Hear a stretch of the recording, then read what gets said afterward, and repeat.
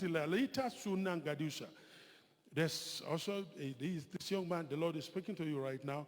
He's spoken to you. He's been quickening your spirit to move out of this country to another country. You've been feeling that and you've been struggling.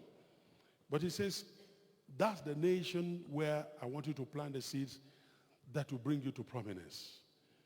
He said, the longer you stay here, the more you delay yourself, because all the future I have for you is in that nation. And you know yourself. As I'm talking now, the Spirit is bearing witness.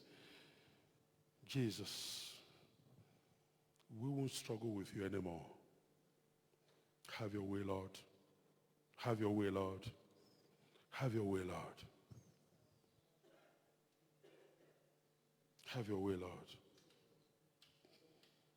And I'm hearing somebody, I can hear your voice in my ear now, saying, I've been planting my seeds. It appears as if, and the Lord said, I never forgot you. I told you don't be weary in well-doing, for in due season. They say your season is what this program is introducing actually. So it's your season of harvest that you are here, you're coming to this week. Just at the time you are asking those questions, this is the week opening you up to it. Thank you, Father. The